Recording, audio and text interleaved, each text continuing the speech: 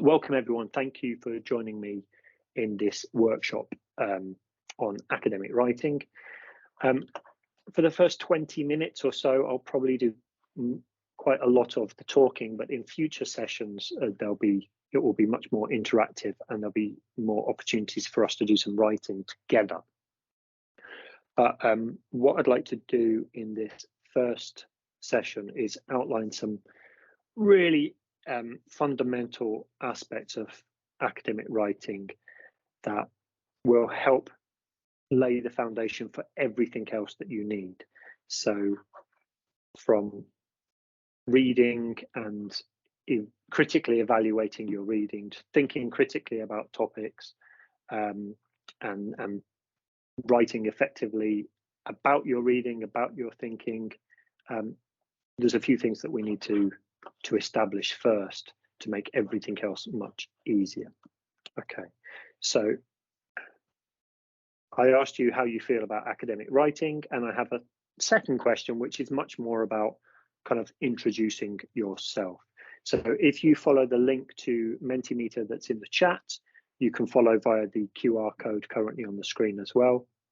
I'd just like you to introduce yourself in as many different ways as you like, actually, by finishing that sentence, I am a something. So what will come next is a noun. So for many of us, it's I am a student, but like I am a woman, I am a father, or I'm a football fan, I'm a West Bromwich Albion supporter, and therefore I'm a heartbroken football fan. Any way that you can end that sentence, and you might want to enter multiple responses, you're very welcome to.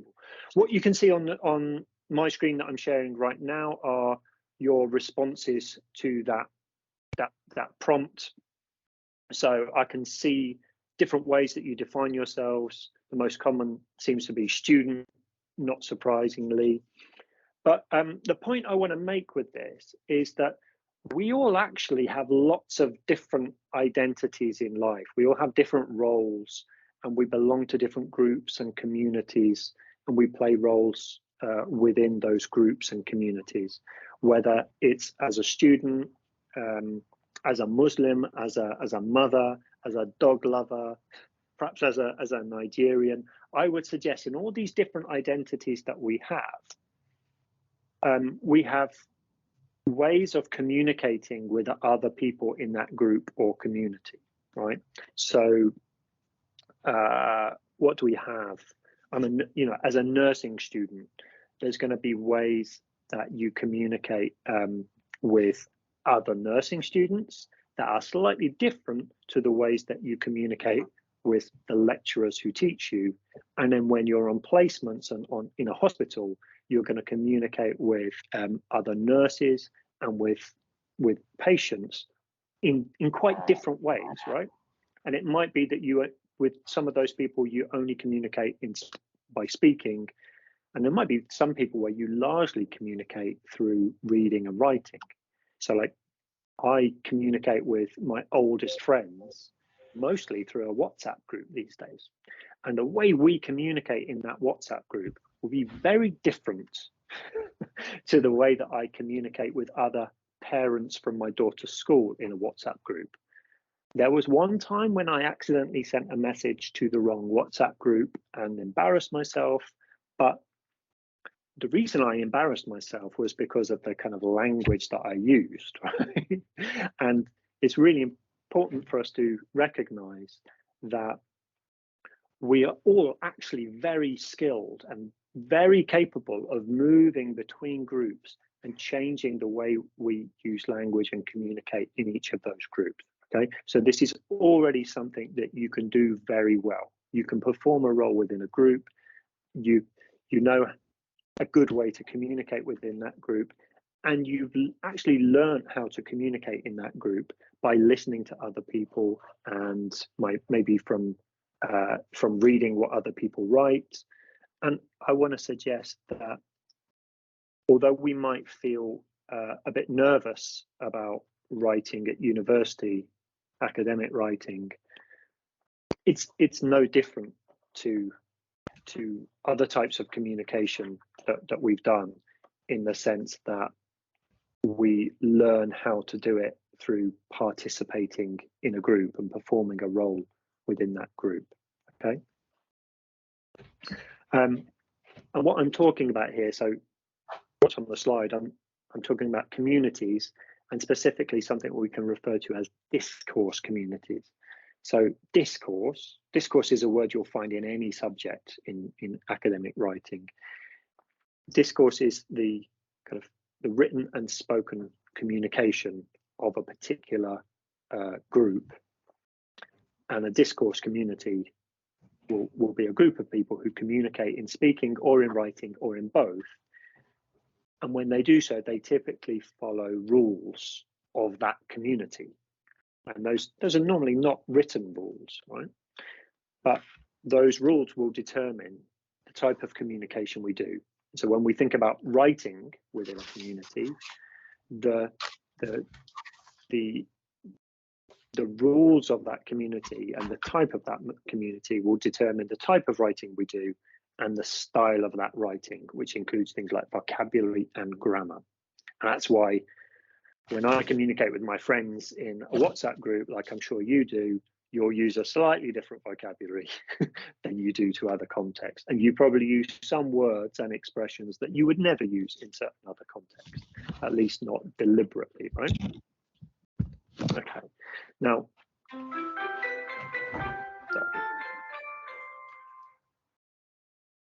that was a beautiful sound. Now, if we focus on like being academic, right, being members of a university community, well, I hope none of this is surprising or controversial. I would say that academic communities, they value knowledge, they value understanding, and they value things like analysis and critical thinking. And you'll know from your assignments and people talking about assignments that they care about these things.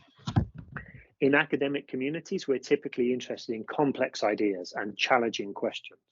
That's why when you get an assignment, it should never really look that easy at first. You're not here to answer simple questions that you could already do before you started studying, right? Unfortunately, or fortunately, if you value learning, right? And academic communities usually show respect to other members of that community, or rather they feel like they have to. So as a result, I mean, that has an impact on the way that we write, okay? So this is something I want you to take away, is that, writing comes from people, and it involves a reader and a writer and writing with an audience in mind. So if we think about academic writing reflects the needs and the norms of an academic community. So it's all rooted in reading and research. That's why you do referencing, right? Because you're actually writing about your reading. Academic writing needs to communicate complex ideas, and it needs to address difficult questions, because those are the things we care about. Academic writing needs to show respect to other members of the community. So we try to write in a clear and concise way. And we show our readers where we got our information from, and we respect the other authors that we read, and we do that through referencing, right? Academic writing also tends to have word limits, because time is not infinite. So that leads me to maybe the first thing you can take away. I would say, if you're ever worried about academic style, and a lot of students I meet are worried about, oh, my writing isn't academic enough, I don't know, my style isn't academic enough. Well, I would say academic writing just needs to be three things. And if you can try to do these three things, you'll be going in the right direction. Academic writing needs to be precise. Yeah? So you try to use the specific words for your subject area. You be as precise as you can in answering questions. It needs to be concise. Right? So if you can say something in 10 words, you don't write 20 words, because you're always writing to a word limit. So you want to get as much meaning as possible out of your word limit. Your academic writing needs to be precise, concise, and respectful. So hopefully that's not too controversial. And I would say that those three things cover everything, every element of academic style that you might see suggested anywhere. It kind of comes down to those three things. I think it helps if we think about academic writing being like a conversation in a room. I just want to give you a scenario. So Amanda, if you're hosting a party, what time would you invite people to come? I don't know, 7, 8 o'clock? 7, 8. And what time would you expect them to start arriving? 8:39. Okay, so that's a very British answer, I think, right? I think it might surprise a lot of people because they mistakenly think that British people are punctual and we're not.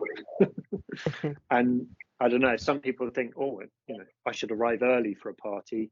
If you said come round at 7 and someone came round at 6:30, what would your reaction be? I don't know, we're talking party, like lots of people. My reaction would be, you can help me set up. Yeah. If it was my wife, she'd be like, no, don't come in. We're not ready.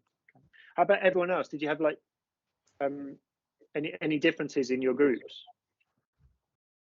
I think for us, international students, in particular Nigeria, African time. African time. Can you give me the definition of African time? So if you said 6 o'clock, don't expect anybody till about 10 at least. Okay, great. Okay. So, all right. well, I'm just speaking from my point of view. It could be different for others. Sure. Yeah, you're correct. And I think African time is there. Okay, so yeah, we'll probably get different answers from around the world. But let's say, when in Rome, when in Hatfield, right? You're invited to a student party somewhere in Hatfield. It says the invitation says 8 o'clock onwards. You arrive at about 9:30 because you're quite cool, or okay, let's say you arrive at 10 o'clock because you've learned about African time. And you kind of go to the party, you go to the kitchen, you get a drink, you go into a room. And when you walk into a room, you walk into this room, and immediately you see that there's a group of people having quite a heated conversation. And it's a conversation that they really care about, clearly. And you see, some people are talking a lot, some people not so much.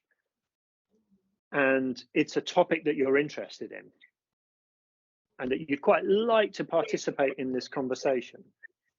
What do you do? Stand next to them for a while. Yeah, okay, stand.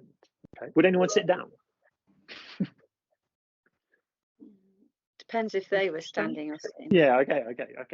So you stand, right? You don't just join in, do you?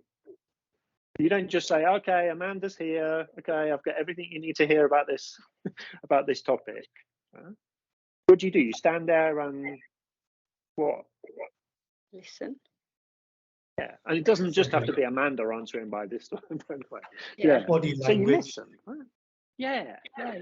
You start to pick up on who is saying what, who agrees with whom. Why does this person keep backing this person up? These two people here, they clearly care about this, but they don't make they're complete opposites to one another. Yeah. So Adesina says, I'll make my point and join the fun. But I think what I would recommend is you want to just work out first of all, who knows their stuff and who doesn't. Who's an expert? What kind of positions different people are taking before you join in? Because you don't want to. You want to start using the same kind of language that they're using. Well, what's the first thing that you could do to start joining the conversation? Lydia saying watching and listening. When you're ready to start joining out, yeah, Sheridan, Samantha's sussing things out, great. And Samantha's sitting there nodding as well, right? So I think, do we start to do that? We're watching people and we start to show who we agree with, right? We not, like Anthony mentioned, body language. If we disagree with someone, we might kind of start sitting there like that. Come on. And when we want to show we agree with someone, we're kind of looking at them, smiling, nodding. We might start to make some noises. Yeah. Our first contribution to the conversation is just like saying, oh, yeah, until we're ready to really start joining in and start speaking. And Adesina says, maybe he knows what I'm getting. Adesina, I don't know if that's a male or female name, but maybe you know where I'm going with this, because you said, I'll reference agreed discussants and join the fun. So yeah, you'll probably start to get a sense of who is saying what and who you agree with. And okay, it's no surprise to you that I want you to think of academic writing as being exactly like this. It's a conversation. It started before you entered the room, and it will continue after you left. You have a chance to make your contribution, but you can only do that after you've worked out who is saying what, and you've started to show who you agree with and who you disagree with. After you start to establish your position in relation to everyone else's positions. And something I cannot kind of stress enough is that obviously this conversation, if academic writing is a conversation, then we're talking about reading, right? It's all about our reading. And when you pick up any text to read, you can think of that. Okay, imagine this text is like that conversation going on in the party. Who is in the room? Who are the most important speakers in this room? And you can try this yourself. Pick one thing that you have to read this week, and feel free to make some notes, take a photo of it and share it with me. I'd love to see, right? But I've taken an example from my field because I'm an applied linguist, so I teach on a master's in TESOL, which is teaching English to speakers of other languages. And here's an article by quite a big name in the field called Rod Ellis.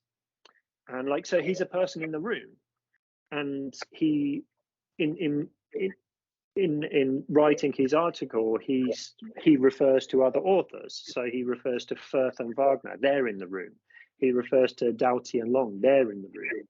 And he expresses which ones he agrees with, which one he disagrees with, who he's building on, who he's not. And I said earlier about how when we're in groups and we're in WhatsApp groups, whatever, we learn how to communicate effectively with those people by noticing what language they use and using it ourselves, noticing how people interact and trying to do things ourselves. So the absolute key to writing well begins in your reading and noticing these things in your reading. So anything you have to read this week, look at the names that I refer to. Think about, okay, who's involved in this conversation about this topic? And how do I feel about it? Who persuades me? Who doesn't? We'll come back to that. Come back to that in future weeks. Now, a book that really influences the way that I like to think about academic writing. So Amanda says, when you're reading so much, how do you remember and recall? Well, I think actually everything you read, kind of mapping it out in terms of who are the important names here, it might actually help you with remembering things, because a lot of the things that we read seem so abstract, right? And we forget that there are people involved. And if you Google the authors, have a look at their faces, find them on YouTube, because they've probably given lectures somewhere. Get a sense of what they sound like and who they look like. You go to a lecture, you'll remember the person giving the lecture in a way that you pick up an article, you might quite easily forget that name. So it takes work, it takes note taking and organization. But I do think that thinking about writers as people, thinking about authors as people might help. And kind of related to this, I want to recommend, I mean, you don't have to read the book, but the ideas of this book I think are really helpful. So there's this book called They Say, I Say by Gerald Graff and Kathy Birkenstein. And yeah, they present this idea of writing as a conversation, and that academic writing is always a response to what other people have written, and building arguments is always a response to what your reader might think or what other people might argue against you with, right? And so they put this in really simple terms. They say basically you read things, and whatever you read, you tend to have three basic responses. You either accept what you read, or you reject what you read. You either say, okay, yes, or you either say no, or you go somewhere in the middle and say, yeah, but. Okay, we'll try to put that into practice, right? I'll hand over to you with something. Right. Back in, when was it? Back in August, I saw this tweet, right? Uja Anya is a professor of linguistics. Okay? So she's a respected academic. She's very active on social media. She can be controversial. And I looked at this tweet and I found it a little bit controversial myself. The first time I saw it, it was someone else at the University of Hertfordshire was liking this tweet, right? And I thought, oh, okay, I don't know how I feel about this. But she wrote this: no matter how sweetly you ask it, where you are from is not a polite question. So I'll ask you something now. What do you think about this? Do you disagree with her? Do you agree with her? Do you agree with her, but you want to say something else, right? So Amanda's already said, I agree. I disagree. It depends how you say it. But I think I'll use Menti again, because I think some people generally we can get more responses when people feel like it's anonymous, right? So, okay, fantastic. Now, you give me your answer, but now I want a bit more detail. So we're going to do it like this.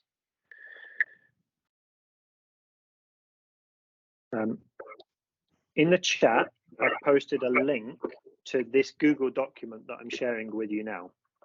If you follow the link, you'll be able to go into the document and you'll be able to write. Don't write just yet. Thank you. Okay, it's all right. Like you don't need to delete anything. But before we start now, I said earlier that academic writing needs to be respectful. So let's be respectful to the author we're quoting. Sorry. If you're typing, if you stop for a moment so I can just write something. So she's Uju Aya argues that it is never polite to ask someone where they are from. Okay, if you take that as your first sentence, write a second sentence to show your agreement, disagreement, or your yes, but. And you can copy and paste that first sentence if you want. If you want to try to write it completely differently, you can. Right. Now, as we progress this semester, we're going to explore things like this more and more. But I think this is such an important starting point. We've got some really nice writing here already, and we might want to do some work on it in terms of style and making ourselves expressing ourselves as precisely as we want to. Right? But you read something, you thought about it, and you responded to it, and that's the starting point with academic writing. Here's an example. I mean, she got a lot of abuse. Uju Anya, not Uju Aya. I mean, she says she puts a lot of controversial stuff on social media, and she gets a lot of abuse from typically from angry white confused men, right? But here's a nice person saying, oh no, this is devastating to me. I live in a big city and there are a lot of immigrants and I want to understand them and their journey, and now I don't know how. I'm sorry to anyone I've asked of it. And she comes back with, where do you consider home is a better choice? Or even volunteer your home first and talk about your origins, then allow the person to tell you what they want.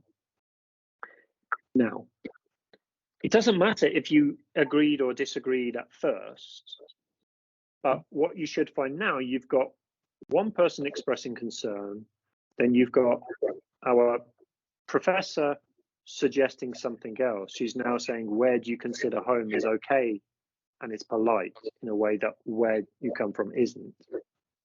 And we can go a bit further.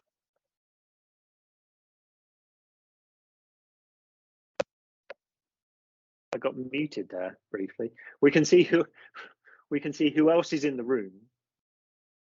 And there's a text here by, apologies for the pronunciation, I'm going to go with Rakshitha Arni Ravishankar. And this was published in the Harvard Business Review. An article called "What's Wrong with Asking Where Are You From?" And she puts a lot more detail on it. She tells the story of so she's from the US. She goes to New York to do a journalism course. She writes well, and the first assignment she does, her lecturer kind of responds with surprise and says, "Oh, your English is really good. You write really well. Where are you from?" And she explains how upsetting that is, because, you know, why is he making the assumption that her English won't be good? Why is he making the assumption that she shouldn't write well? And why is he making the assumption that she is from somewhere else? This is kind of her argument. And I've put on the screen now a summary of her piece. She says, asking someone, where are you from, can seem like a very innocuous question, but can quickly turn into a microaggression. It reduces someone's identity to a social group, a city, a culture, and that can trigger feelings of alienation. Microaggressions can also reinforce differences and magnify unequal power structures. So you're not just talking about race here, for example. It could apply to having a regional accent and being from somewhere else, and people saying, "Oh, where are you from?" When my family first moved to the southeast of England, on my first day at school, a girl said to me, "You're from up north, ain't ya?" And she said, "You're from up north." And my first reaction was, "No, I'm not." Yeah. Oh, sorry, Maria. If there's an echo sound, I just need to turn off other people's microphones.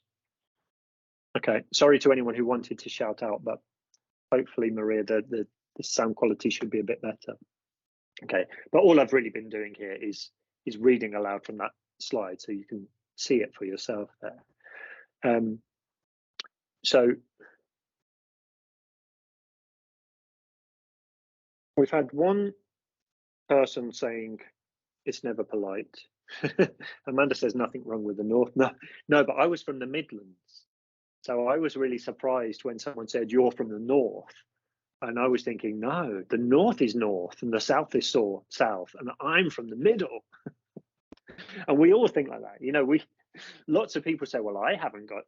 When you speak your first language, you think, I haven't got an accent, but other people have got accents, and then you find yourself in a situation where people see you as being from somewhere else, and it can make you feel quite uncomfortable, right? And that's the point being made here. So I'd just like you to think about that. And now, oh, sorry. I can only take that. If you can go back now to the Google document, if reading the other perspectives has changed your position at all, even slightly, can you go back to the sentence you wrote before and either add to it or change it? If you're interested in reading that Harvard Business Review article yourself, you can follow the link. Now, if you find that your position hasn't changed, that's absolutely fine. But remember those kind of responses of yes, no, and yes, but. So you can still show that you understand the other positions, but that hasn't changed your own position. So I'll have a go at doing this. You can have a go at doing it, and then we can compare. Who in the chat was telling me was using the word context? I'm going to quote them. Okay, Oshodi, Olatunji. I'm gonna cite you in my writing. And I hope. I mean, you all have access to this document, and you can go back to it. You can add more to it later if you like. But notice that it didn't take us long to start kind of building up quite a bit of text in here. We've written quite a few words, and it isn't, if you can express your perspective in just one sentence, then that's absolutely great. Some people have gone into more detail, and I hope that what you can see is that by thinking about the different perspectives that we've met in reading, even with very short text, we're able to put them together and do some writing which is based on something we've read and then thought about. And so even though we're writing very small text here, I would say they have all the most important elements of being academic, right? We're being quite concise, we're trying to be precise, and we're certainly being respectful. I don't see anything in here that isn't respectful. Okay. Now, I really appreciate the fact that you've been patient and stayed with me for an hour now. So I will leave you in peace to enjoy your evenings and to eat and whatever. Between now and Christmas, I think it looks like 5 till 6 on a Thursday is a decent time, judging by the attendance. I did something on Tuesday afternoon and 4 people came. So Thursday 5 to 6, we've got about 30 people have been in this session, and quite a few people have participated in the Google document and on Menti. Now, before we go, if I can ask you to go back to Menti, and I would very much appreciate any comments or questions you have, including any requests for what might be covered in future sessions. I'd really like to know how this last hour has been for you. When I asked you at the start of the session how you feel about academic writing, if at that point you were saying you felt nervous and confused, it would be really interesting to know if this has helped with that at all. And in the same way, if you said you felt excited and you no longer feel excited, do tell me. What we'll do between now and Christmas is kind of build on this foundation, and we'll go